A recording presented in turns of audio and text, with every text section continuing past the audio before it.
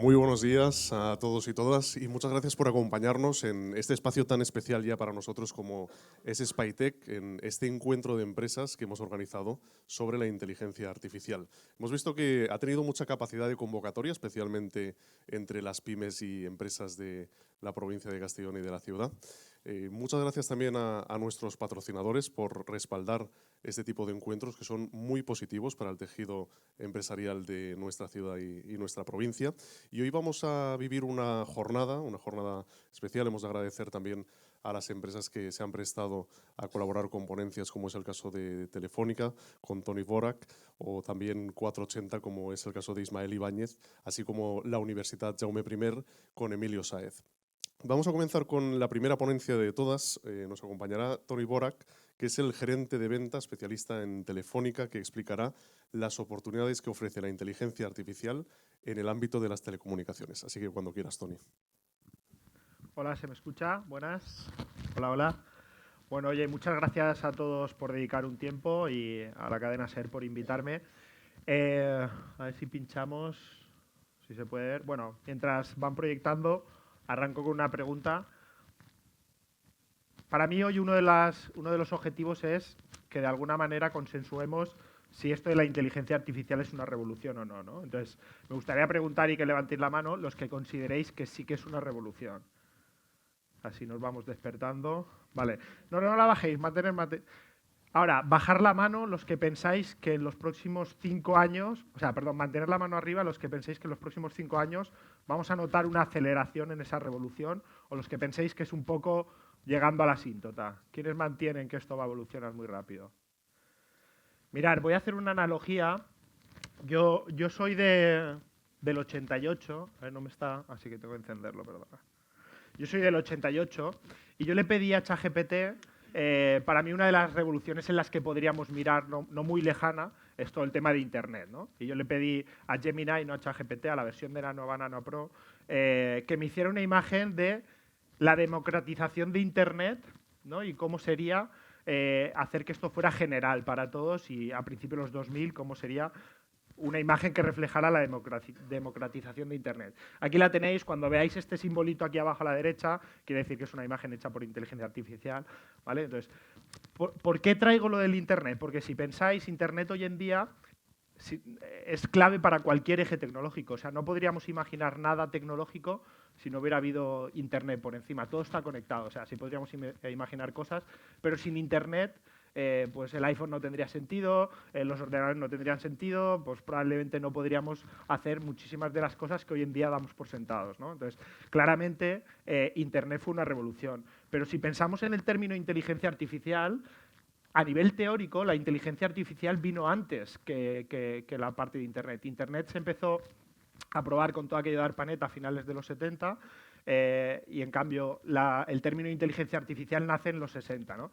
Lo que sí que ha sido algo disruptivo y paradigmático, que ha cambiado un poco el status quo, ha sido la creación de los transformers, y en general el paper que hablaba de, bueno, que empezó a introducir todo el tema de la inteligencia artificial, ¿vale? General. Esto es, en concreto, todos tenemos en la cabeza una cosa que es ChatGPT, ¿no? Y esta imagen la habréis visto todos 37 veces. ChatGPT llegó a tener 1 millón de usuarios en 5 días. Aquí no os descubro nada. Lo que empieza a sorprender es cómo ha evolucionado esto, ¿no?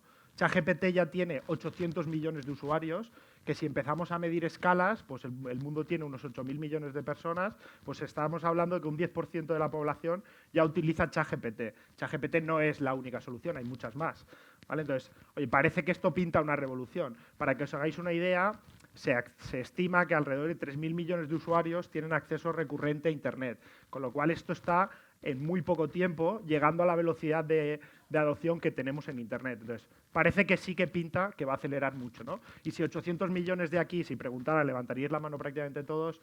Si 800 millones usan inteligencia artificial, probablemente todos lo usamos, ¿no? La pregunta es, ¿lo estamos usando también en el entorno empresarial y lo estamos usando de manera adecuada? Entonces, aquí lo que aparece es el término de Shadow AI. Es decir, venimos del Shadow IT, que es en su día, todos usábamos Dropbox o WhatsApp para comunicarnos porque la empresa no nos ponía herramientas para poder comunicarnos, para poder compartir soluciones, hasta que se implementó toda la parte de Teams con Office 365, se implementó toda la parte de Google, etcétera. Entonces, hemos sido o estamos en la misma etapa en la que usamos soluciones personales para el día a día en el trabajo, para ser más hábiles, porque creo que nadie tiene ninguna duda que esto nos ayuda pues, a resumir información, a generar ideas, etcétera, etcétera, ¿no? Entonces, cuando empiezas a pensar en esto, pues la siguiente pregunta es, ¿por qué no estamos acelerando? Y quizá la duda es la regulación, ¿no? Y aquí todos, cuando pensamos en Europa y en la regulación, nos viene un poco a la idea esta imagen, ¿no? De Estados Unidos va a muerte por esto, han destinado 500.000 millones, luego tenemos a China, que no sabemos lo que destina y hacen lo que quieren, han sacado un DeepSeek sin tener acceso a los chips, y luego está Europa, que parece que estamos haciendo otras cosas, ¿no? Pero yo no coincido con esta imagen, es muy graciosa, pero yo no coincido al 100%, porque realmente Europa está haciendo muchas cosas por el bien de todos nosotros.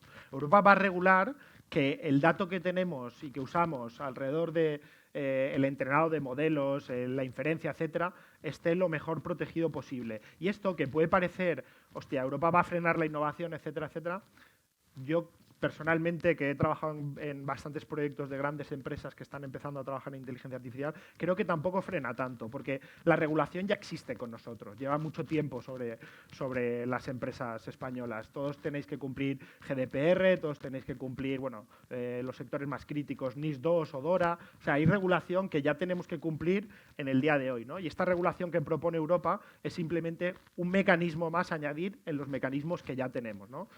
Es verdad que cuando quieres llegar a un nivel de seriedad muy alto, pues podéis hacer cosas como las que hace Telefónica. Os voy a contar cómo nos planteamos el uso de la regulación en la inteligencia artificial en Telefónica. Nosotros en cada departamento de la empresa hemos puesto un champion de inteligencia artificial. Ese champion es el encargado, bueno, previamente a eso, todos los directores de cada departamento tienen implicación y conocimiento de que está esta iniciativa y tienen que ser parte de todo el engranaje, ¿vale? Entonces definen un champion de inteligencia artificial que es el que va a ir registrando los nuevos propósitos de usar inteligencia artificial. Algo que ya está aprobado, se aprueba para todos los departamentos, pero una cosa nueva la proponen. Eso va a un comité que es un poco de propiedad intelectual, conocimiento del dato, ¿vale? Con diferentes organismos de Telefónica que velan por qué catalogar esto con un go o un no go. Es decir, esto es válido, pues para adelante, que simplemente no es válido, pues lo dejamos. Pero hay grises, ¿no? Entonces, para esos grises que aún no están definidos, oye, tenemos otro comité con antropólogos, filósofos, gente ya un poco más que busca la parte ética de si este dato estaría bien utilizarlo o si esta funcionalidad estaría bien utilizarla, que define, oye, esos grises cómo entendemos que deberían ser. Y esto exactamente es lo que está haciendo Europa. Europa está empezando a definir, oye, ¿qué pasa con esos grises? ¿Qué pasa con los datos? Nadie tiene ninguna duda que el dato sanitario es súper privado, que el dato de ideología política es súper privado, ¿no? Pues Europa está haciendo esto, ¿no? Nosotros estamos en 3 de los diferentes workstreams que tienen de definición de la EU AI Act, que es la regulación europea, y estamos también participando en la RIA, que es la regulación española, que será vigente en 2026 de agosto al 100%, ¿no? Otro de los riesgos que puede haber al implementar inteligencia artificial es ya no tanto regulatorio, sino más técnico, ¿no? Hay un término que se llama el oversharing. ¿El oversharing qué es? Los que utilicéis herramientas colaborativas, pues esto es un pantallazo que saqué yo en mi casa. Cuando le damos a compartir un documento, siempre tenemos la opción de solo a la persona que yo quiera o a toda la compañía, ¿no? Y muchas veces, oye, yo lo comparto solo a un grupo de 2 personas, pero luego empiezan a llegar solicitudes de quiero acceder, nos volvemos cómodos y el siguiente, compartir a todo Dios, ¿vale?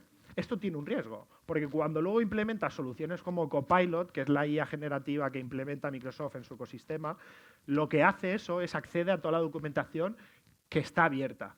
Entonces, vamos a hacer un juego. Yo soy director de recursos humanos. No lo soy, pero estoy simulándolo. Y yo tengo acceso a las nóminas de la empresa. Entonces, yo cojo y le voy a compartir al CEO de la compañía cuáles las nóminas de todos los empleados. Y digo, joder, es que esto a lo mejor luego el CEO lo quiere compartir, lo voy a hacer abierto a toda la compañía. Y lo doy abierto. Cuando alguien de la compañía pregunte cuánto cobra el director de la compañía, va a haber esa información y Copilot le va a responder. Entonces, esto implica que la gente que utilice este tipo de herramientas tiene que entender cómo funciona. Entonces, la parte formativa es muy importante. Es decir, ¿la inteligencia artificial es muy potente? Sí. ¿Hay riesgos que pueden hacer que vayamos lentos? También. Pero hay mecanismos para salvarlos, ¿no? Para mí la parte formativa es súper importante. Y esto ya lo estamos haciendo con muchas empresas. Oye, yo aquí traigo logos, pero que esto va desde la empresa más pequeña hasta la empresa más grande. La filosofía es la misma. Y hoy en día la tecnología está muy democratizada. Puedes pagar 2 euros por utilizar una API que te da la misma funcionalidad que puede estar utilizando Amazon Web Services en su modelo más rupturista de tecnología, ¿no? Entonces, oye, nosotros, ¿qué hemos hecho? Pues con BBVA o Bit o con muchas más empresas, pues hemos trabajado toda la parte formativa para que los empleados entiendan cómo se puede utilizar esto, que tengan ideas de cómo trabajarlo, que sepan la regulación y qué implica si subo un fichero público con datos de DNI, etcétera, a el copilot mío que tengo en mi casa o al copilot empresarial, que sepan lo del oversharing, que la gente empiece a tener un criterio de, oye, que tengo que, aunque me suponga un poco más de trabajo, elegir a quién perfilo. Hay muchas más cosas de las que os estoy contando aquí, porque solo tengo 15 minutos, yo me podría enrollar como las persianas, pero tener en la idea que esta parte formativa para mí es obligatoria. Todos los que queráis apostar por inteligencia artificial en vuestras empresas, que creo que sois todos, o deberíais ser todos, tenéis que empezar con, oye, que todos sepan cómo funciona esto, ¿no? Lo que no tengo ninguna duda es que esto funciona, y funciona especialmente en la parte más documental, ¿no? Quizá donde hemos empezado a trabajar en casos de uso es cuando tienes que trabajar con mucha información, ¿no? Y voy a listar muy rápido casos de éxito que hemos trabajado, por ejemplo, con la Abogacía del Estado. Pues para las demandas, identificar demandas similares para que te genere un borrador previo que luego el abogado va a utilizar. Entonces, no parte de cero, no nace de cero. Tiene un histórico de todas las demandas digitalizadas que se van a subir al borrador y de mano de una tecnología que es IBM Watson, pues le va a generar un modelo previo. Entonces, esa persona que ha hecho no tiene que empezar a escribir un escrito de cero o usar sus 7 escritos que ha trabajado históricamente. Tiene los escritos de toda la abogacía del Estado, con lo cual va a ser mucho más rápido a la hora de responder. ¿Esto qué va a hacer? Pues que la administración, en este caso que la abogacía del Estado, sea mucho más ágil, ¿no? Otro ejemplo, Eurofins. Eurofins creo, y me puede bailar la cifra, pero creo que revisaba unos 40.000 currículums al año, ¿no?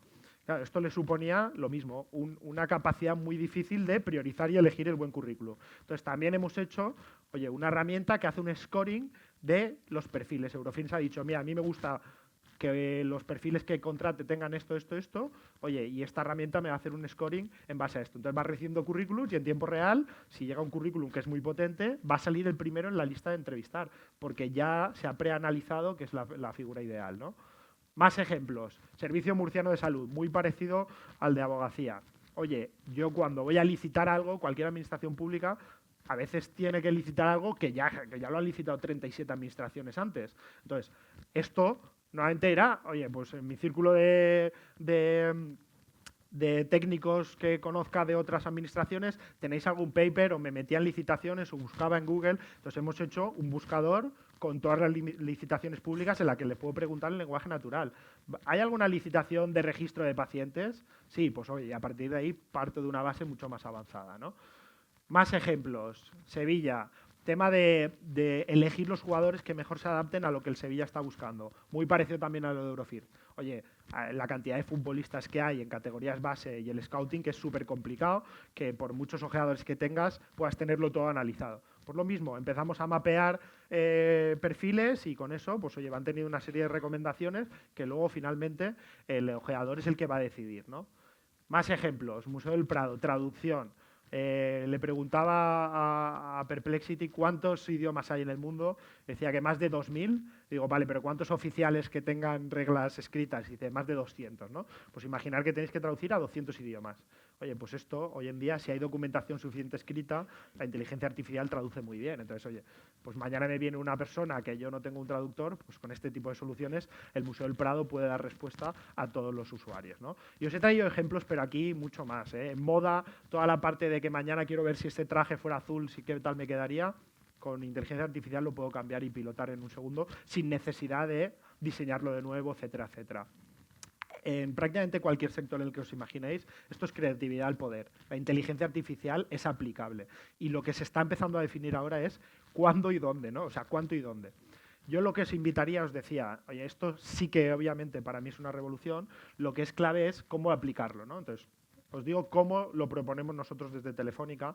Lo primero es estrategia corporativa, lo que os decía, la dirección tiene que estar implicada. El primero que tiene que empezar a preguntar cómo has usado la inteligencia artificial para hacer este trabajo es el directivo, el presidente, el que más arriba esté en el proyecto, porque es el que tiene que forzar que todos lo hagan y obviamente utilizarlo también él, ¿no?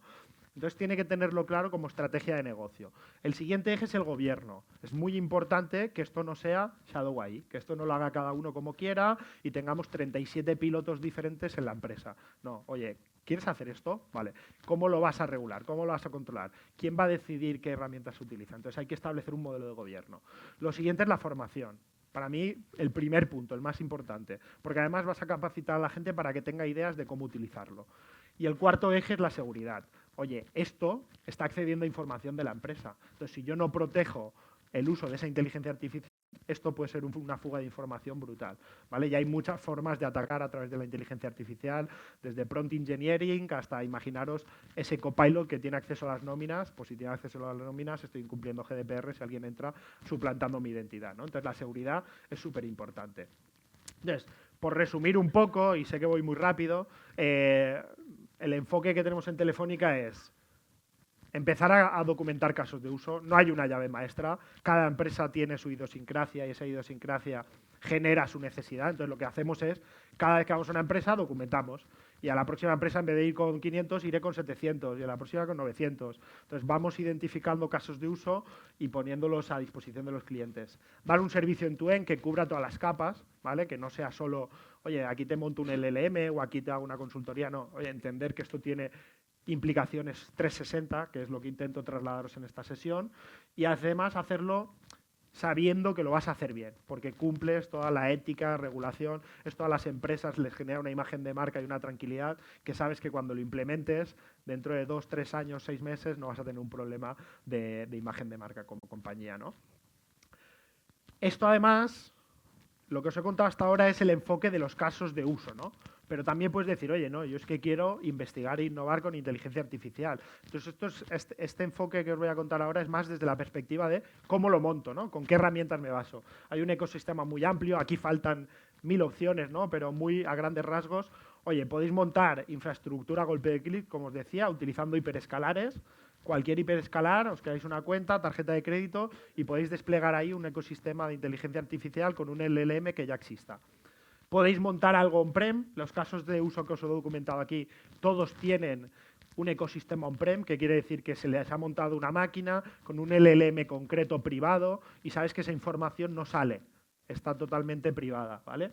Luego, se pueden utilizar los LLMs, que ya están preconfigurados o trabajados, puedes utilizar los que son públicos de todo el mundo, que están trabajando. Esto es donde se está gastando todo el mundo la pasta, por resumirlo. Aquí cuando ChatGPT saca la versión 5.1 o Gemini la versión 3, lo que están es sacando un nuevo LLM que te dan a disposición, ¿no? Y España, por ejemplo, aquí también se ha metido a trabajar en un proyecto que se llama Alia para sacar un LLM con conocimiento puro en español, que puedas decir, oye, ¿quiere decir que Alia quiere competir con ChatGPT? No, ni mucho menos. Lo que queremos tener es un modelo entrenado en perfecto castellano y no en un idioma general que ha aprendido la inteligencia artificial de manera general. Y además esto de Alia está generando un conocimiento en España sobre cómo entrenar LLMs a nivel macro, ¿no? Entonces, bueno, luego podríais elegir vuestro LLM y luego ya directamente empezáis a hacer aplicaciones a medida, ¿no? Podéis utilizar aplicaciones a medida. Desde las que son empresariales, ¿vale? Que son pues, las más famosas, Copilot, ChatGPT o Duet AI de Google, o aplicaciones ya que te dan los hiperescalares, como os decía, a golpe de clic, ¿no? Entonces, todo esto, si vuelvo a la pregunta inicial, que es, ¿esto va a ser una revolución? Esto es relevante. Esto es muy relevante incluso para Europa. Europa ha destinado 200.000 millones al tema de la inteligencia artificial porque entiende que necesitamos tener una soberanía tecnológica. Necesitamos que si el día de mañana pasa algo geopolítico, que sabéis que ahora el ecosistema está un poco convulso, que Europa sea independiente y que donde en la slide de antes veíais muchas soluciones que no son europeas, que puedan haber soluciones europeas, ¿no? Entonces, von der Leyen ya anunció a principios de este año una inversión muy grande en inteligencia artificial, ya han desplegado una serie de factorías de inteligencia artificial cuyo propósito es que las scale-ups, las startups, las pymes puedan utilizar inteligencia artificial o entrenar inteligencia artificial sin que esa parte de los costes que te supondría pagar por eso sea tal, porque puedes apoyarte en base a un modelo competitivo de pedir que quiere utilizar recursos a estas factorías, podáis entrenar modelos propios para invertir, investigar, hacer I+D, ¿vale? Hay 17 en Europa, en España van a haber 2.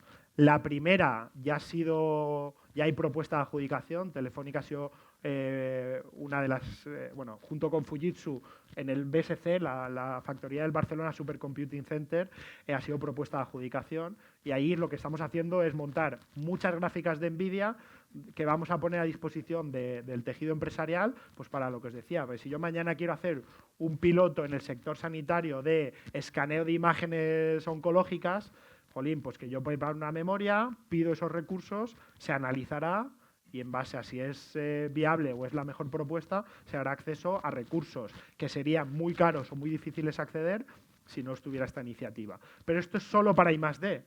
Europa ya está en la siguiente jugada, que es las gigafactorías, que es poner capacidades productivas de inteligencia artificial a disposición de las empresas. Es decir, que donde antes veíamos a Amazon, etcétera, las IA Factories son para investigación y desarrollo, las Gigafactories son para producción. Entonces, claramente es una revolución, es algo estratégico, Europa está trabajando en esto. Oye, y me gustaría cerrar, como he abierto, le pedí también a Gemini que me pintara cómo sería el cierre de esta charla, ¿no? Y me ha hecho esta imagen, me ha salido un poco el pelo más largo, pero le he querido dar un pasito más y con un poco de cierre de humor. Le he pedido a Grok que me haga algo un poco innovador en clave de vídeo y aquí os lo dejo. Muchas gracias.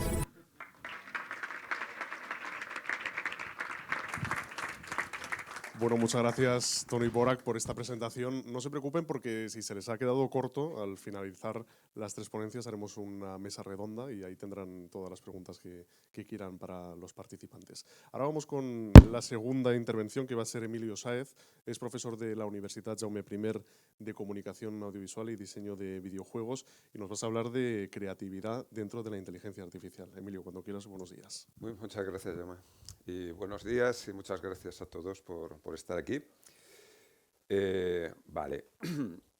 Bueno, yo voy a contar mi experiencia y el trabajo que estamos haciendo en mi departamento y digamos, yo personalmente en la incorporación de la inteligencia artificial como, yo lo llamo como una especie de nueva energía del conocimiento, en el sentido de que afecta a todos los procesos de conocimiento en los que estamos envueltos.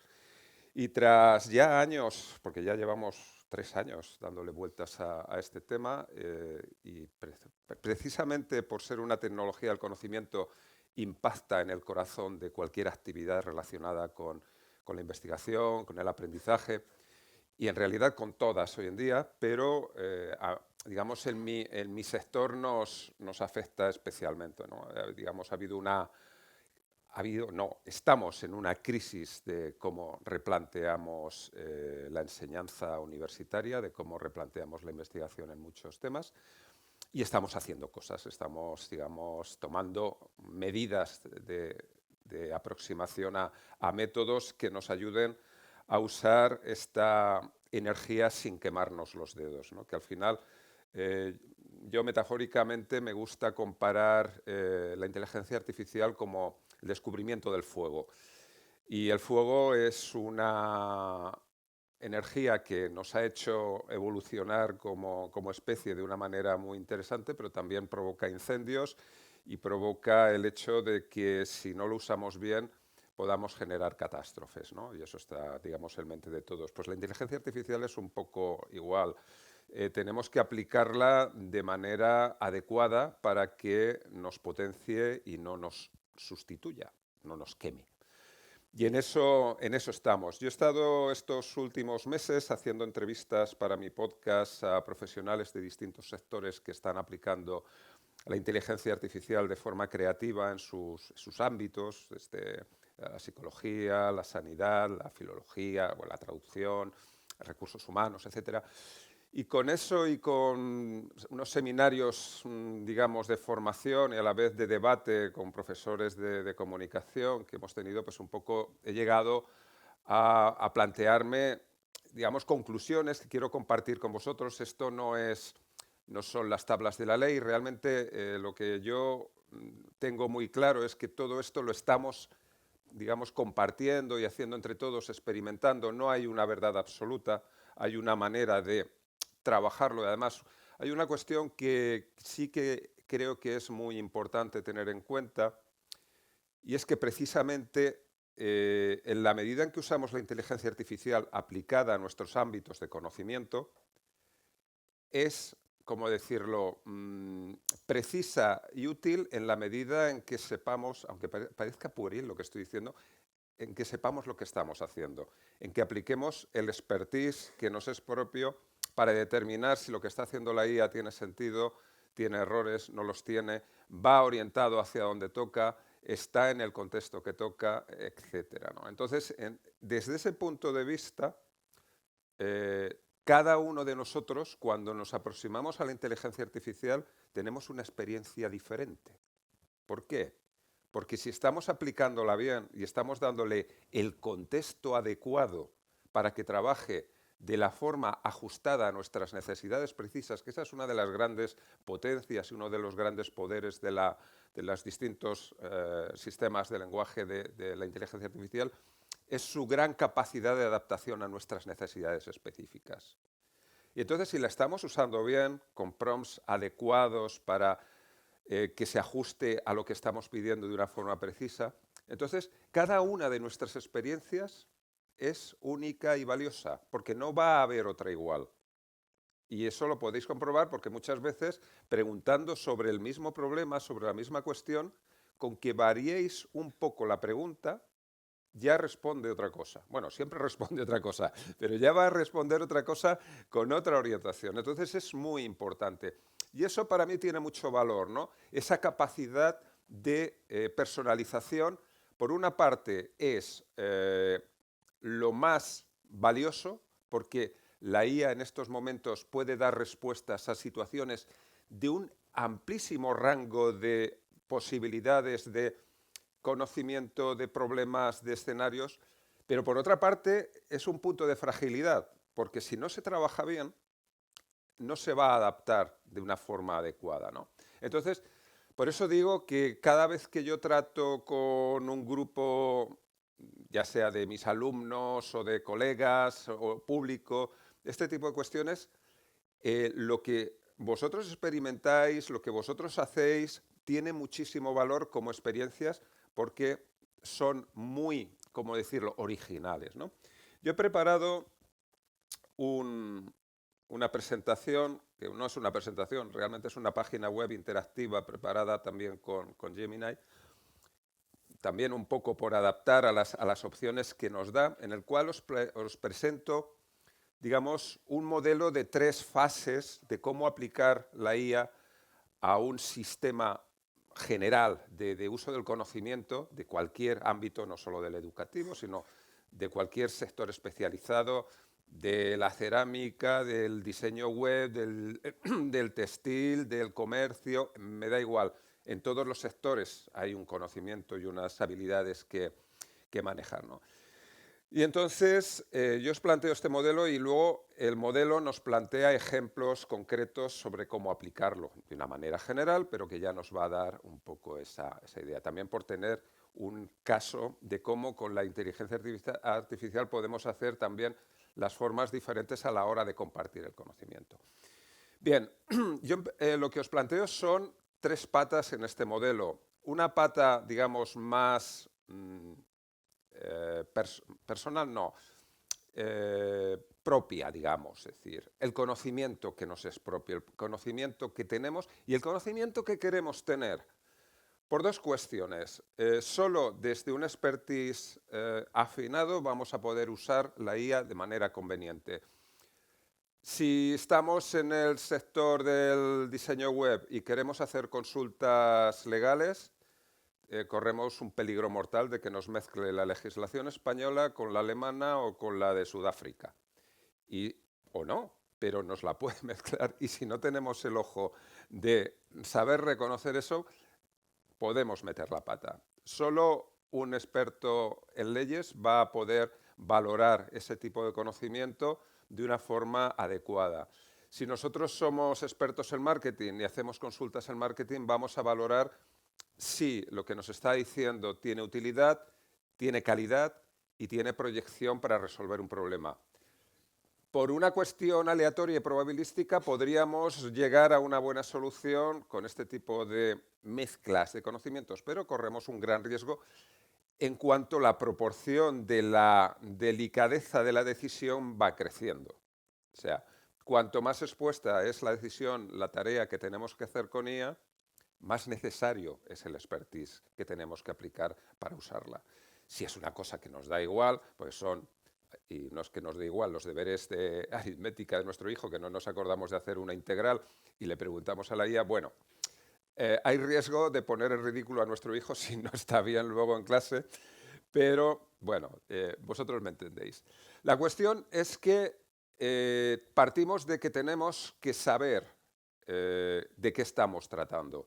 Y eso es muy importante, sobre todo de cara a lo que es la definición de prompts. Los prompts en estos momentos se pueden trabajar de forma, ¿cómo decirlo?, muy sistemática, y hay metodologías para hacer prompts, dando contexto, rol, objetivos, que son una ayuda, pero vamos a ser nosotros respecto a lo que queremos de una forma muy precisa, narrando con mucho detalle, con mucha precisión, tanto el contexto como los objetivos, como los problemas, como las necesidades que tenemos, los que vamos a conseguir una calidad ahí. O sea, en ese sentido, el espacio de expertise es estratégico y fundamental.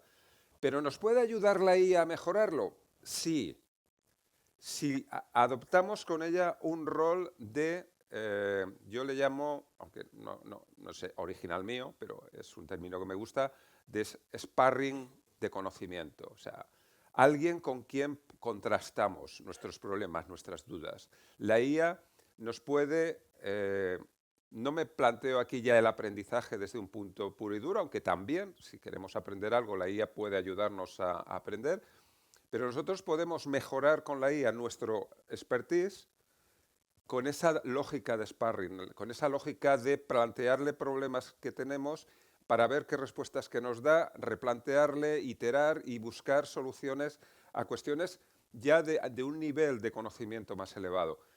Ahí nos va a ayudar la IA. ¿Por qué? Porque nosotros podemos explorar problemas de forma más profunda con ella y sencillamente validar que lo que está diciéndonos nos resuelve problemas, nos resuelve conocimiento, ¿vale?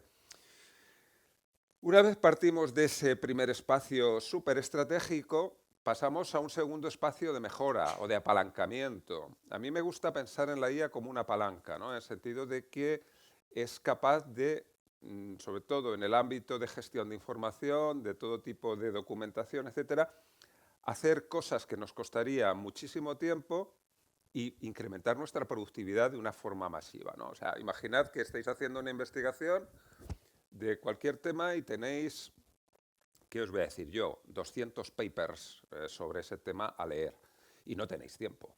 Vosotros podéis introducir esos 200 papers en la IA y preguntar sobre ellos y preguntar la cuestión específica sobre esos papers que os interesa. Por ejemplo, si vosotros tenéis una hipótesis, podéis decir cuántos de estos papers validan mi hipótesis y con qué argumentos y en qué página están y cuántos lo invalidan o cuántos lo problematizan. Y entonces, pues a lo mejor el trabajo que te costaría varias semanas, en una hora tienes 200 citas que apoyan tu hipótesis y algunas que lo problematizan, con lo cual puedes trabajar de una manera muchísimo más enfocada y muchísimo más productiva. Esto es solo un ejemplo, que ya si hablamos pues, de revisión pues, de todo tipo de fotografías, documentación, etcétera.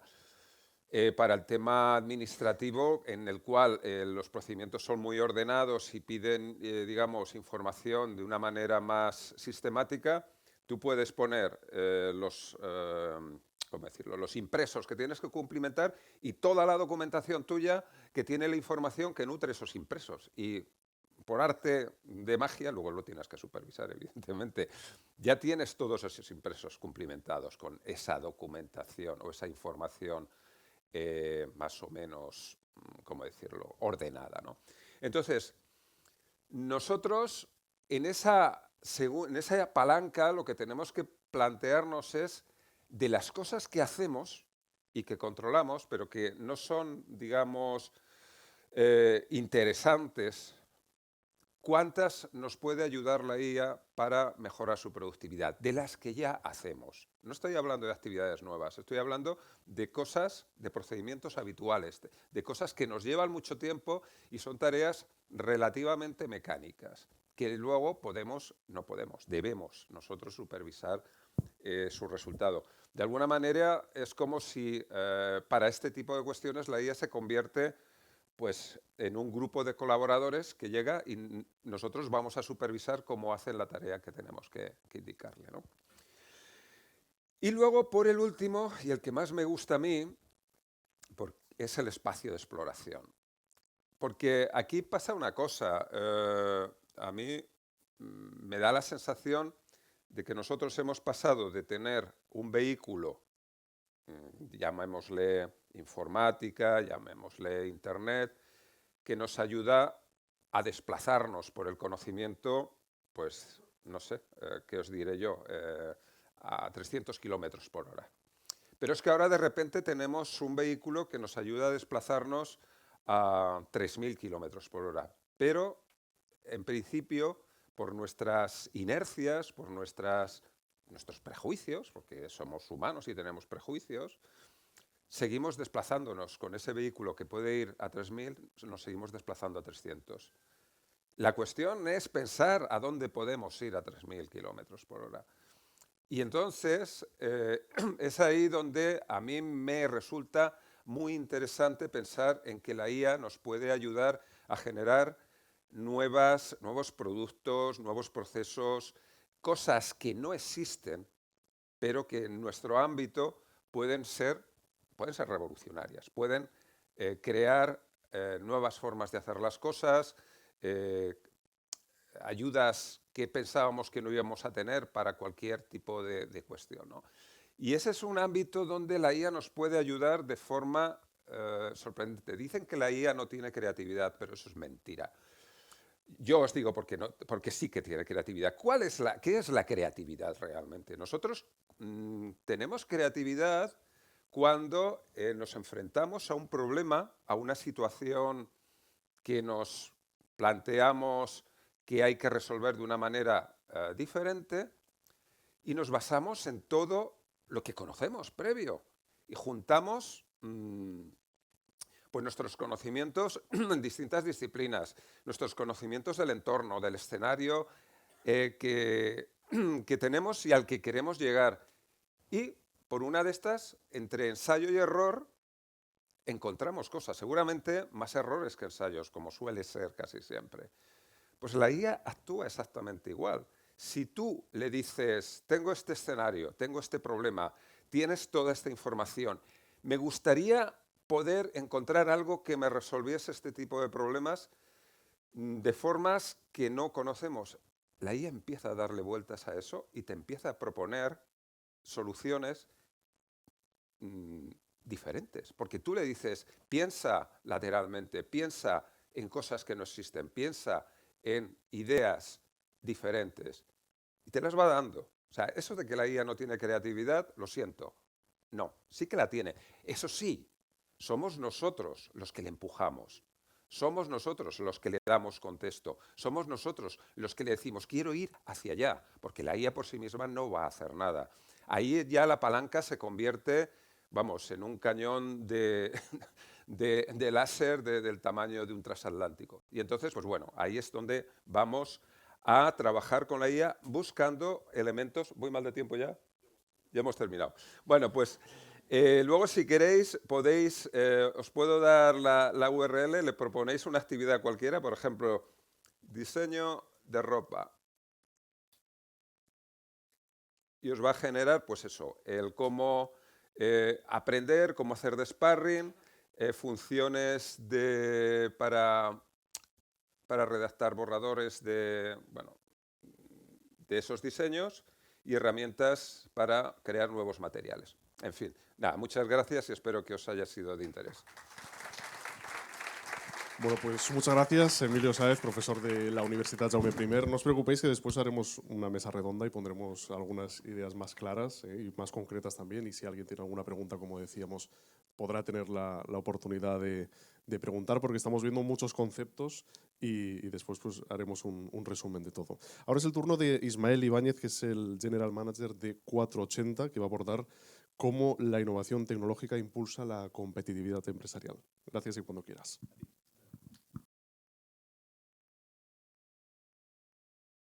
Comentar que... ¿Se me oye bien? Vale. Comentar, oye, me han gustado mucho vuestras charlas. No puedo estar más alineado con lo que estabais diciendo. De hecho, iba pensando en lo que iba a decir, ¿no? Y estaba escuchando, jolín, digo, vamos a ir por caminos muy similares en algunos puntos. Como han comentado, yo trabajo en 480, en el área de desarrollo a medida. Nosotros nos dedicamos a hacer aplicaciones, desarrollos complejos, nos gusta definir, a medida. A mí me gusta decir que cuando viene un cliente le aportamos una solución a través de la tecnología, sea cual sea el problema. A veces no vienen con una idea de necesito esto, sino tengo este problema o tengo esta necesidad. Nosotros lo que hemos hecho a lo largo de los años en 480 ha sido aportar soluciones con tecnología. Nosotros empezamos como una empresa de desarrollo de apps. Nosotros hacíamos solo apps. En aquel momento también era la disrupción, ¿no? El móvil. Estoy hablando cuando Steve Jobs presentó el iPhone y acabamos de descubrir que se podían usar aplicaciones ahí dentro. Nosotros empezamos al poquito. De hecho, nos llevamos 480 por la resolución del primer iPhone. 320-480. Claro, ahí es donde la gente decía, bueno, es que aplicaciones para un móvil, eso no tiene mucho futuro, ¿no? Mucho recorrido. Nosotros veíamos el potencial y entendíamos que eso tenía un camino muy largo. De hecho, afortunadamente acertamos. Con la inteligencia artificial, nosotros llevamos usando inteligencia artificial en los desarrollos hace años, algoritmos de machine learning y similares, pero como habéis comentado aquí, el ChatGPT, ¿no? Ese LLM dio un poco la vuelta a todo. Y a nuestra forma de trabajar también. ¿Cómo trabajamos nosotros en la empresa en el día a día? Yo os quiero contar un poquito cómo lo hacemos. No a gran nivel, ¿no? Pero explicaros un poquito qué estamos haciendo. Yo cuando, Tony, comentabas el tema de cómo compartir esa captura que has puesto del entorno de Microsoft, es un problema para todos nosotros, el poder compartir algo fuera de la oficina a veces, ¿no? Esa seguridad, porque claro, nosotros dentro del Grupo 480 tenemos una línea de ciberseguridad. Imaginaros cómo estamos de controlados para compartir algo fuera, ¿no? Claro, el no usar bien las herramientas es un problema. Una IA, como tú comentabas, tú la puedes potenciar. Es como un coche. O sea, depende del conductor. Un coche no será lo mismo si lo conduzco yo que si lo conduce Fernando Alonso. Ese coche, siendo el mismo coche, los mismos caballos, la misma máquina, no funcionará igual. Con la IA pasa algo exactamente igual, ¿no? Nos pasa, hay gente que no sabe usar el correo, el para y el CC, ¿no? Partiendo de ahí, es importante entender que es algo que hemos tenido que analizar dentro de la propia empresa, ¿no? El cómo usar eso dentro de los proyectos. Nosotros en los proyectos lo que nos sucede es que generamos un montón de información. O sea, cuando viene un cliente, nuestros proyectos, para que os hagáis una idea, no es un proyecto que empieza un día y termina en 3 meses. Llevamos clientes con los que llevamos en el mismo proyecto más de 5 años trabajando. Son herramientas de alta continuidad que necesitan una evolución porque son el core de nuestro cliente, es la puerta de entrada para sus ventas. Entonces, claro, a lo largo de estos años no solo estoy hablando de código generado por los programadores, estoy hablando de conocimiento, del conocimiento de negocio, entender cómo funciona la herramienta, qué es estratégico. ¿Y qué pasaba antes? Pues sí, generábamos mucha documentación, Word, información. Todo eso se iba archivando en un SharePoint, en un Dropbox, en la herramienta que usáramos en ese momento y se quedaba muchas veces en la cabeza de la gente. Muchas reuniones, muchas reuniones con cliente, ahora mucha videollamada, ¿no? Pero muchas reuniones que desaparecía la información. Sí, alguien tomaba algunas notas, todo eso que sucedía. Que el que se acordaba de lo que se había hablado, se implementaba, ¿no? Era un poco, sobre todo además cuando son proyectos, cuando hay mucha gente integrada dentro de ese proyecto. Con la inteligencia artificial hemos conseguido nosotros romper esa barrera. ¿Por qué? Porque hemos empezado a crear le llamo copilotos porque usamos la suite de Microsoft, pero GPTs personalizados, llamadlo la herramienta que queráis, ¿no? Que son una persona más dentro de lo que es el equipo. ¿Qué le damos a esta persona? Bueno, perdón, ya a veces que lo considero un compañero más, me ha traicionado el subconsciente. ¿Qué consideramos esta herramienta? La consideramos el que sabe lo que está pasando en el proyecto, pero lo alimentamos nosotros. Nosotros le damos esas transcripciones de una reunión, le damos el informe que hemos hecho, la propuesta, los nuevos planes de avance del proyecto. ¿Para qué? Para que cuando tengamos una duda, cuando necesitemos sacar información, cuando vayamos a preparar una reunión con el cliente, perdón, no con uno, porque por cada proyecto, por cada cliente tenemos ese copilot personalizado, el cual nos da toda la información. Pero no solo nosotros también se lo ofrecemos a nuestro propio cliente. Es decir, oye, nosotros hemos creado esto, está aquí, si lo necesitas lo compartimos, porque ayúdanos incluso a alimentarlo. ¿Eso qué nos ha dado? Pues nos ha dado una flexibilidad muy alta en todo el tema de procesos internos. Cuando viene una nueva persona al equipo, ya no estoy pensando en un técnico nuevo, un project manager, una persona de UX, de diseño. Cualquier persona necesita contexto. Esto antes pues era el típico, te sentabas con él, le vomitabas el proyecto en media hora y a trabajar. Ahora tienes esa reunión, le das esa información y le das esta herramienta que le permite, conocer mejor el proyecto, cómo funciona, qué puede hacer. Evidentemente aquí está siempre el factor humano. Es decir, como bien decíais, la IA puede alucinar, la IA puede equivocarse y tenemos un ecosistema que es el equipo, con el cual contrastamos esta información y con el cual validamos. Evidentemente no nos jugamos a, oye, danos esta información y vamos para adelante. Esto es una parte muy importante porque nos ha llevado al siguiente punto, que es el código. Nosotros, como sabéis, pues, los desarrollos son cientos de líneas de código y en proyectos que llevas muchos años, pues imaginaros el repositorio de información que hay ahí dentro a nivel de líneas de código. Una mala praxis que, por desgracia, a veces tenemos en los equipos técnicos es no documentar todo bien para decir cómo está hecho el proyecto. Esto ha sido un problema a lo largo del tiempo porque muchas veces estás centrado en el día a día y en que el proyecto avance lo más rápido posible porque el cliente necesita un entregable, necesita que el proyecto avance. Nosotros hemos empezado desde hace, yo creo que llevaremos con esto, en el entorno de desarrollo de código, más de un año largo.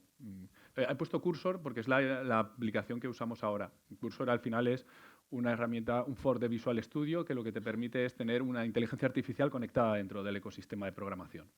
O sea, tú tienes un programador donde tiene sus líneas de código, donde va escribiendo, y aquí al lado tiene un chat. ¿Ese chat qué le permite? Le permite generar código. Esto nosotros lo usamos con mucho cuidado porque aquí puedes perder el control, ¿no?, de la información. Le puedes pedir que haga algo, perfecto. ¿Y qué pasa cuando hace algo? Si te fías a ciegas, que no debes hacerlo, no sé, funcionará, pero a lo mejor está enviando la información a la competencia y no te has enterado, ¿no?, porque lo ha hecho mal, porque lo ha estructurado mal. Entonces, lo que usamos sobre todo es para entender, para preguntar y para que nos proponga soluciones. Tú hablabas antes de la creatividad, nos ayuda a solucionar problemas que a lo mejor no sabíamos cómo hacerlo. O una persona que no está empezando en un lenguaje de programación, a explicarle cómo se hace esa nueva funcionalidad.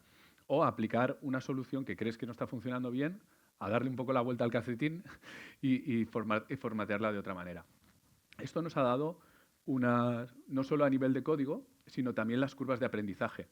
Las nuevas personas que vamos a integrar, ¿qué pasa cuando integramos una persona nueva? Antes os hablaba de otros perfiles, ahora un técnico. Pues que no tiene contexto del proyecto, no sabe nada y están las curvas de aprendizaje hasta que se pone al nivel de sus compañeros o al nivel mínimo necesario para poder hacer algo.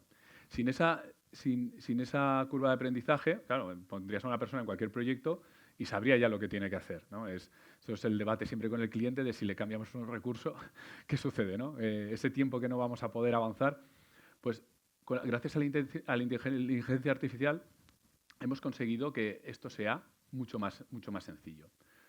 El legacy. ¿Qué pasa cuando llevamos en un proyecto 5 años? Nos acordamos muy bien de lo que hemos hecho el mes pasado, pero lo que hace 5 años que no hemos tocado, o 3 años, que a veces sucede en un proyecto, llegas a ver tu propio código y piensas que lo ha hecho otra persona. Esto literalmente me ha pasado con programadores. Decía, esto no sé quién lo ha hecho, y hemos mirado y ha sido él, ¿no? Es un poco irónico. Y esto que, pues, oye, nos ayuda y no está documentado, pues perfecto. Tenemos todas las variables para no saber cómo empezar ahí. Lo primero es investigar, ¿no? Y esto antes requería mucho más estudio profundo, entender lo que está haciendo el código ahí dentro. Gracias a la inteligencia artificial tenemos otro compañero más que nos explica cómo está hecho. Nos explica lo que hace, incluso cómo deberíamos a lo mejor optimizar ese código para hacerlo.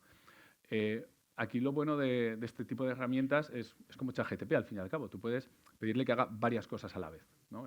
No es necesario que estemos mirando la pantalla mientras genera algo. Tenemos un caso que medimos de un desarrollo de una aplicación en la cual estimamos que sería un mes de trabajo. Gracias a estas herramientas tardamos 2 semanas, el 50%. También porque era una fase de experimental donde hicimos varios avances de cómo trabajábamos. No sé qué diga ahora con la inteligencia artificial nos cuesta el 50%. Seguramente estemos en un 30%, un factor de conversión de esta magnitud. Pero lo que sí que hemos visto es que hemos vitaminado, potenciado a nuestro equipo para avanzar mucho más deprisa. ¿Esto quiere decir que el desarrollo al cliente le va a costar menos? Pues en teoría sí, de tiempo, pero lo que estamos usando es ese tiempo que hemos ganado, lo estamos implementando en mejorar test automatizados, mejorar cómo está estructurado el código, revisar que todo sea más fiable. Nosotros cuando entregamos algo a un cliente, pues ha pasado unas fases de testeo internas, lo revisamos con él y luego lo ponemos en producción. Con esto lo que intentamos es acortar también esa línea de tiempo, es decir, lo que se entrega tiene que ir con un mayor nivel de calidad. Esto tiene que ser ese reflejo no solo de la velocidad, porque sí, muy bien, generamos mucha velocidad, vamos mucho más deprisa, somos mucho más rápidos, pero la calidad no es lo que se espera. Entonces, tenemos ahí un diferencial muy potente. Bueno, el contexto instantáneo vendría a ser lo mismo, que todo el equipo pueda entender el proyecto en el cual se ha entrado. Esto también permite incluso a equipos que están supervisando, a managers, ver cómo está un proyecto sin tener que entrar a revisar todo el código. A nivel de agilidad, esto nos da pues, una gran flexibilidad en la forma de estructurarnos también como empresa. Esto también nos da una parte en cuando un proyecto está en producción. Siempre lo más temido es que falle algo en producción. Cuando falla algo en producción hay que parar la maquinaria y lo más importante es si la web no funciona, no podemos vender entradas, si la aplicación móvil no permite la conexión, pues todo esto es, como os imagináis, es muy crítico y si tienes muy claro que es que se ha caído el servidor, es relativamente sencillo, pero cuando es algo a nivel de código, de que algo no está funcionando bien, de que ha sido un cambio desplegado en producción, esto es un momento de estrés alto para el equipo. Apoyarnos ahora en este tipo de herramientas nos ha dado pues, una mayor velocidad de respuesta, entender mejor lo que está pasando ahí dentro, ser capaces de ver dónde vamos, cómo dirigir al equipo para aplicar la solución, incluso lo que os decía antes, ¿no? Desplegar la solución mucho más deprisa. Los diagnósticos, básicamente. Y una parte muy chula, a mí, yo cuando empecé en 480 era un poco hombre orquesta, era project manager, era tester, éramos 6 personas, para que os hagáis una idea, cuando empezamos, 6, 8, ahora me falla un poco la memoria. Y la parte de testeo siempre me ha parecido muy divertida, porque era tocarles las narices a mis compañeros, decirles a los programadores, oye, esto falla, esto no va. Pero claro, ¿cómo hacíamos el testeo? Cogíamos un móvil, instalábamos la aplicación, un testeo funcional, o sea, como si fuera un usuario final. Y con el dedo, ¿no? Estar probando ahí durante un ratito. Claro, esto cuando es una aplicación y tienes un cliente, pues no es un problema. Cuando tienes 10, son 10 aplicaciones y si todos tus compañeros sacan 10 versiones, pues es un problema para el que tiene que testear por el volumen. Y no solo eso, sino reportar bien la información, que todo esté llegando, que todo llegue ahí. La inteligencia artificial nos está dando cosas muy interesantes. Pensemos que ahora tiene capacidades no solo de generar código, que es donde las grandes están poniendo ahí el foco, porque al final generas mucho token, al final es mucho consumo, pues podrás cobrar mucho dinero, ¿no? Es una matemática muy sencilla, pero también tiene otras cualidades. Habéis visto, antes los compañeros han puesto cosas hechas con nanobanana y demás, pero también el de entender esas imágenes, el entender lo que está viendo la inteligencia artificial. Claro, tú ahora le puedes dar una pantalla de un navegador, le puedes dar la pantalla de un móvil y la IA sabe lo que está viendo y sabe si lo que está viendo cumple las especificaciones que le hemos dado al cliente. Y te dice, oye, esto está mal. Te puede hacer una primera revisión. Esto es interesante no para sustituir al beta tester, porque yo soy partidario de, oye, aquí tiene que haber un control humano de todo esto, pero sí para ayudarle. Es decir, imaginaros una aplicación que lleva 4 años de desarrollo, la cantidad de funcionalidades que puede llegar a tener. Cuando sacas una versión nueva, un trocito, te centras en ese trocito. Pero ¿qué pasa con todo el resto de la aplicación? Hay que volverlo a revisar, porque muchas veces en programación tocas una línea de código que no debías haber tocado y se cae una pieza por otro lado. Y para evitar estos bugs, estos fallos, lo que solemos hacer es hacer una revisión general de todo. Claro, si durante un mes sacas 5 versiones, tienes que hacer 5 revisiones generales. Si tú tienes un amigo virtual que lo que hace es hacer toda esa revisión y darte un reporte de que todo está ok, te está ayudando a agilizar, a evitar que hagas un retrabajo y, sobre todo, algo que a veces se vuelve muy tedioso. Cosas repetitivas, al final son, para la mente, al menos en ciertos perfiles, hay gente que esto les relaja, ¿no? Pero hay ciertos perfiles que esto al acabar los acaba machacando. Bill Gates siempre buscaba a la gente más perezosa para hacer los trabajos más aburridos, porque siempre buscaban la forma más imaginativa de automatizarlo y quitárselo de encima. Pues esto es un poco lo que me pasa a mí. Yo siempre intento buscar la forma más automática de hacer los trabajos más tediosos. Tenemos que estar en lo que aporta valor, donde podamos dar al cliente ese diferencial y no estar revisando 5 veces la misma pantalla a un cliente para decirle, vale, esto está bien. Y además, ese ahorro de costes que incluyes dentro de un proyecto en estas características. Pero hay una peligrosidad aquí. Tenemos la obesidad informativa. Me gusta. Bueno, yo no sé si lo he comentado, yo también he usado Gemini porque me parecía lógico venir a una charladilla y hacer la presentación con inteligencia artificial, porque es una cosa que se me da bastante mal, hacer presentaciones. Tengo compañeros que las hacen estupendamente, yo no soy uno de ellos. Y me gustó este concepto de obesidad informativa. Y no sé si os ha pasado ahora con los LLM, ¿qué sucede? Tú le preguntas cualquier cosa y te suelta un rollo increíble. Además, parece que cuanto más texto te genera es mejor la respuesta a veces, ¿no? Y muchas veces, ¿qué hacemos? Copiamos, pegamos, lo enviamos en un email, se lo enviamos por un chat a alguien, lo metemos en un documento y lo leemos a veces un poco en diagonal dependiendo el tiempo que tengamos. Y muchas veces la calidad de lo que estamos dando es baja y estamos generando mucho ruido. Esto nos pasaba con nuestros equipos en los Copilot al principio. Lo que devolvía directamente era lo que se metía en el chat, lo que se enviaba a veces incluso al cliente. Y claro, llegó un momento que dijimos, espérate un momento, igual estamos usando mal esta herramienta, ¿no? Y sí, efectivamente, lo estábamos usando mal, porque lo que estábamos haciendo aquí era generar ruido. No aportábamos valor. Generábamos un texto, explicábamos muchas cosas, pero había mucha paja. Incluso había cosas que no eran coherentes con lo que habíamos dicho anteriormente, porque no se había visto bien el timeline de tiempo de la conversación. Hemos hecho un uso, no hemos cambiado la herramienta, no hemos cambiado la base de datos, no hemos cambiado la información, no hemos hecho nada de todo eso. Simplemente lo único que hemos hecho es leernos bien lo que nos ha contestado, pedirle a veces que lo resuma un poco, darle un cambio, trabajar la respuesta. En vez de hacerlo en 1 minuto, hacerlo en 10. Esos 10 minutos, que a ti hacerlo a mano, buscar toda esa documentación, leerla, entenderla, te hubiera llevado 1 hora, ¿vale? Nos ha dado una mejor calidad. Y esto en el momento también tenemos internamente que en el momento que vemos que alguien hace el copia-pega es palo. No puedes ir así, porque lo que vas a conseguir aquí es generar que mucha gente pierda tiempo leyendo textos que no aportan y que al final lo único que generarás es que la gente te vuelva a preguntar a ti y volvemos a empezar el ciclo. Entonces, hemos visto que en el momento que trabajas bien la calidad, que filtras, que analizas lo que estás haciendo, bueno, que trabajas bien, básicamente, consigues que el aporte para todos sea importante. Esto también es importante porque al final mucha parte de esta información muchas veces la vuelves a meter dentro del modelo para que siga, oye, la decisión que hemos tomado ha sido esta. Claro, si le metes paja al modelo, pues al final el modelo acaba funcionando mal y ya dices, pues vaya, esta IA no funciona tan bien, ¿no? A veces no es la IA, sino cómo la hemos entrenado. Ahora os quería contar, así a grandes rasgos, un caso de uso que hicimos un concepto para un cliente. Por temas de privacidad, pues anonimizaremos al cliente, pero también ha cambiado un poco la parte de ventas, ¿no? Nosotros tenemos un cliente muy grande que se dedica al tema de electrónica y sensórica y edificios, y hablando con él un día nos dijo que quería que le contáramos todo lo que estábamos haciendo con inteligencia artificial. Le daba igual el qué. Le da igual si generábamos imágenes, le da igual si transformábamos voz a texto. Él quería saber qué estábamos haciendo.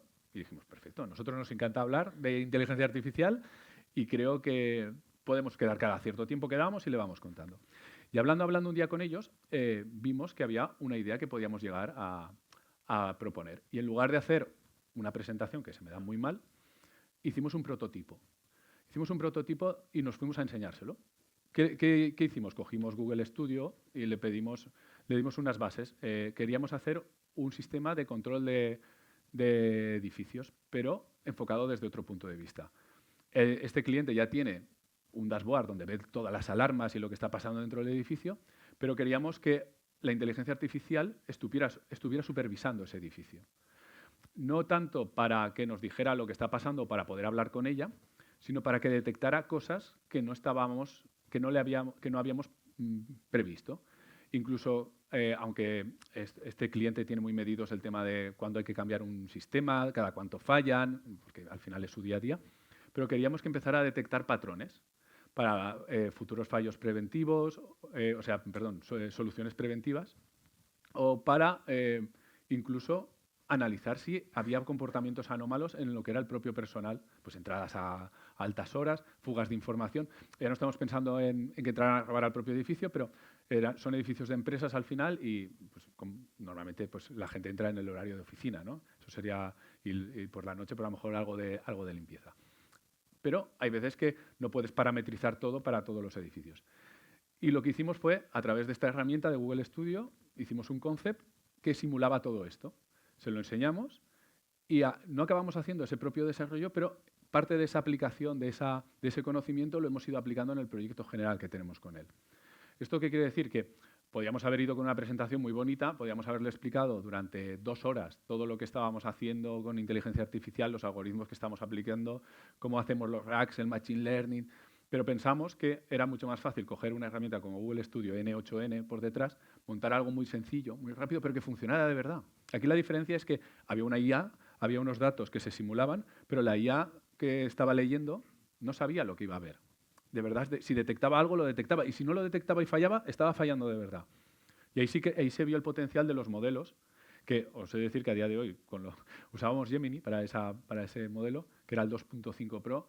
Hace poco lo probé con el 3 y la diferencia ha sido abismal.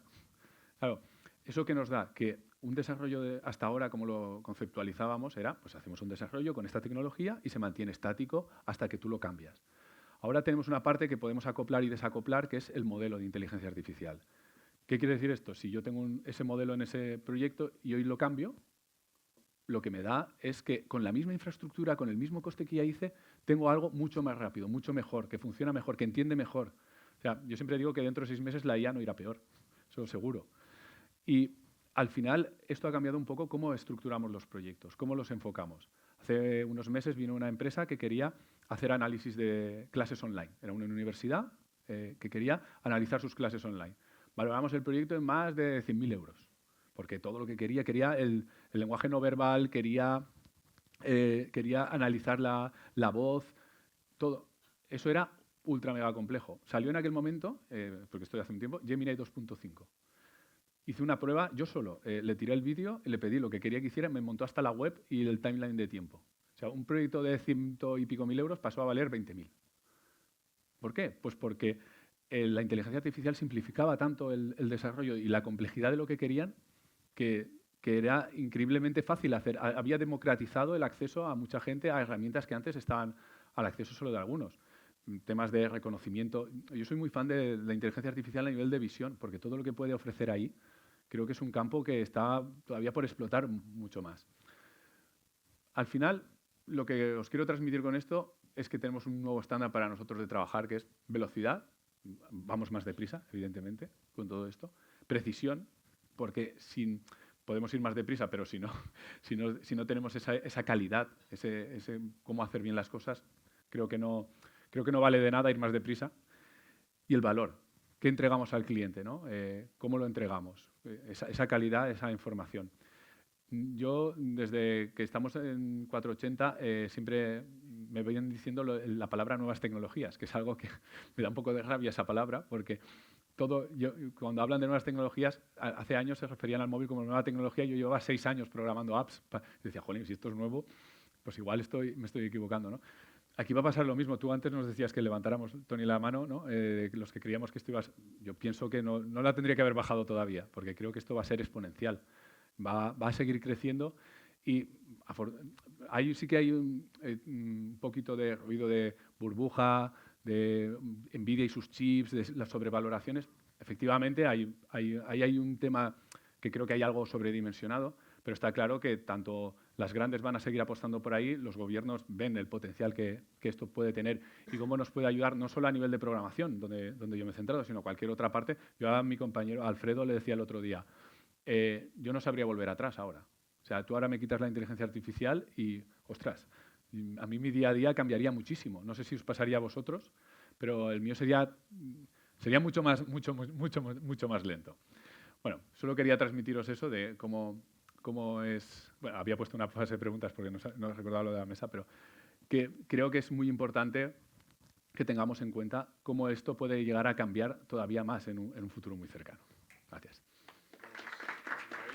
Muchas gracias por esta presentación. No te sientes porque te vas a quedar aquí en la mesa redonda. Ahora nos van a poner unos taburetes. También le pedimos a Emilio y a Tony que suban. Muchas gracias por vuestras presentaciones porque la verdad es que han sido muy completas y cada una pues, ha tratado unos aspectos de la inteligencia artificial.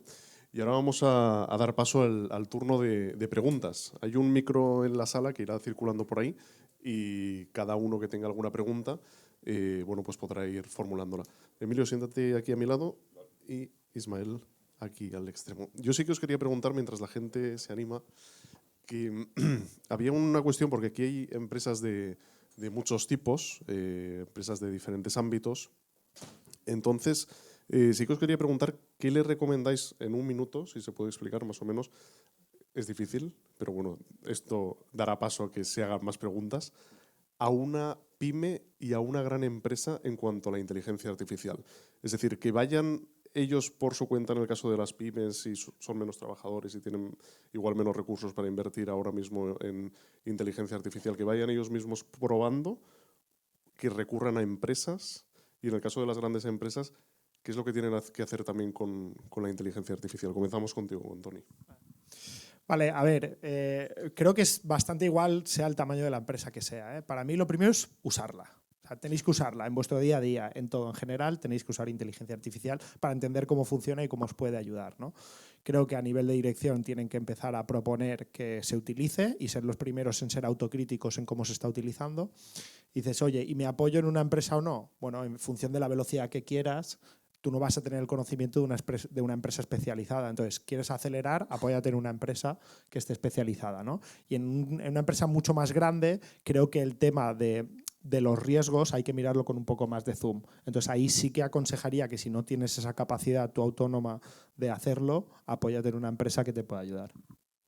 Pues vamos también haciendo un resumen. Hemos escuchado la parte de Tony. No sé si discrepáis o no en este sentido. Emilio, vamos contigo también. No, yo no discrepo, por supuesto. Yo, digamos, añadiría un poco la idea de que creo que sí que es muy recomendable que en cualquier organización haya alguien o alguienes que se dediquen a especializarse en este tema, a investigar, a aprender y a entender cómo la IA puede ajustarse a las necesidades específicas de su organización y luego, evidentemente, recurrir a ayuda especializada para, según la dimensión de la organización, implementar la tecnología necesaria. Pero esa idea de que haya alguien que se vaya a dedicar a ver y aprender cómo implementarla en su organización, creo que es importante. En el caso de Ismael tiene el micro, así que cuando quieras. Vale. Yo lo que recomiendo es, por supuesto, hay que usarla. O sea, no es como si me preguntara si hay que usar el email, ¿no? Para mí en este momento. Lo que sí que recomendaría es, lo primero es formarse. Tener un conocimiento. Antes lo comentabas tú, el tema de los prompts. Hay que saber cómo usar la herramienta, si no, tú no te subes a un coche sin saber conducir, ¿no? No está de más que la pruebes, que veas cómo va, pero creo que lo esencial es que nos formemos. Y a partir de ahí veremos y se nos ocurrirán ideas de cómo usarla en otros ámbitos. Por eso mi presentación la he enfocado mucho a cómo la usamos nosotros, porque si no usamos nuestra propia herramienta, no vamos a saber en muchos casos cómo integrarla dentro de los proyectos para nuestros clientes. Eso nos ha abierto un poco la mente a cómo usarla. O sea, por mí, tanto para pequeña como para grande, daría la misma recomendación. Ismael. Ismael, aprovecho que es tu turno, porque tú explicabas también que ya no podrías vivir sin la inteligencia artificial o que trabajarías más lento. Bueno, Es decir, que trabajarías más lento, sí, sí que lo habías dicho. vivir espero que sí. Sí, bueno, pero quiero decir que sería algo distinto, ¿no? Sí, sí, muy distinto. Yo os quería preguntar también, porque está ahí la cuestión sobre el tema laboral, ¿no? Que la inteligencia artificial va a eliminar puestos de trabajo, o consideráis que de alguna forma esto lo que hace es duplicar los cerebros de los trabajadores, es decir, tener un trabajador duplicado porque tiene más facilidades para resolver problemas. Es una pregunta muy compleja. Mi opinión es que una, potencias al equipo, eso es evidente y es así. Que vaya a eliminar, yo creo que no. Es mi opinión, porque esta frase la habréis oído mucho: no te va a quitar el trabajo la inteligencia artificial, sino alguien que sepa usarla. Y estoy de acuerdo en esa parte, porque es cuando tú contrates a alguien, vas a querer que esté formado en ese conocimiento, vas a querer que sepa usar esas herramientas, porque al final es como si entrara un nuevo componente de tu equipo y le ataras una mano a la espalda si no sabe usarla. Para mí es esencial que sepan, que estén ahí y que la sepan usar. Bueno, pues Emilio, es tu turno. Bueno, el riesgo está ahí. Lo que pasa es que ya están habiendo casos de empresas que han despedido masivamente parte de su plantilla y la han tenido que volver a recontratar porque ya las cosas no iban como antes. Pero es que yo creo que es un error el plantearse la lógica de despidos. O sea, lo que aporta la IA es una mejora de productividad y un acceso a nuevas soluciones. O sea, lo que tiene que, digamos, orientarse es a que las empresas sean más potentes y hagan mejor y más cosas, pero no necesariamente a tener que despedir a nadie. Tony. Bueno, a ver, coincido bastante con los compañeros. Yo creo que aquí hay que reflexionar en dos ejes, ¿no? El primero es, bueno, antes un axioma. Esto multiplica las capacidades de las personas en ciertos ámbitos, ¿no? Entonces, si te multiplican las capacidades, puedes hacer más cosas. Por eso se viene esta reflexión, ¿no? Ahora, si yo puedo hacer más cosas, hay dos ejes para trabajar con los caminos que se abren, ¿no? El primer eje es, oye, no necesito menos gente porque hago más cosas y donde antes necesitaba dos, ahora necesito uno. Bueno, puede ocurrir. Creo que el ser humano por naturaleza tiene que trabajar y aparecerán otros trabajos que sustituyan y complementen y fiscalicen el trabajo que hace una inteligencia artificial, ¿no? Pero el otro eje es, ¿por qué no vamos por la conciliación? O sea, si yo soy capaz de hacer mi trabajo en 3 días, ¿por qué no trabajo 3 días y tengo 5 o 4 de descanso, ¿no? Entonces, yo creo que ahora se va a abrir bastante reflexión alrededor de todo esto y creo que se abre un ecosistema en el que la vida del ser humano, pues la inteligencia artificial lo que tiene que hacer es facilitárnosla. Bueno, hemos tocado un punto también que puede ser complicado, ¿no? Y sobre todo de cara a las pymes que hoy también nos acompañan. Yo creo que alguno ya se habrá animado con alguna pregunta en el público en relación con lo que hemos comentado. ¿Hay alguna cuestión relacionada con las ponencias que hemos tenido? Sí, mira, por aquí tenemos a Paco Bea, que tiene una pregunta de simetría. Tengo dos preguntas. Una es las dos son de ignorante, porque es que lo soy, y entonces espero que no os ofenda, digamos, la pregunta. Se ha hablado mucho de inteligencia artificial, habéis hablado de inteligencia artificial, pero entiendo que en general, que a lo mejor me decís, ¿no? Hoy en día ya no hay diferencia. Habéis hablado de inteligencia artificial generativa.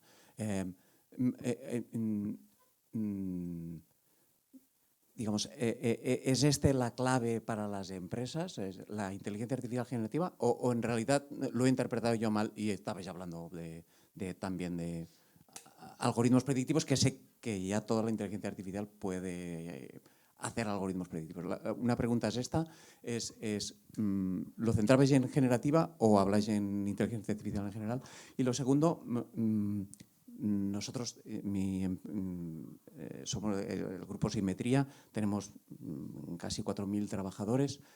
De administración tenemos administración y técnico, que llamamos nosotros, es decir, gente de oficina, tenemos sobre unos 650. Esto, ya vengo a hacer una consulta sobre qué tengo que hacer.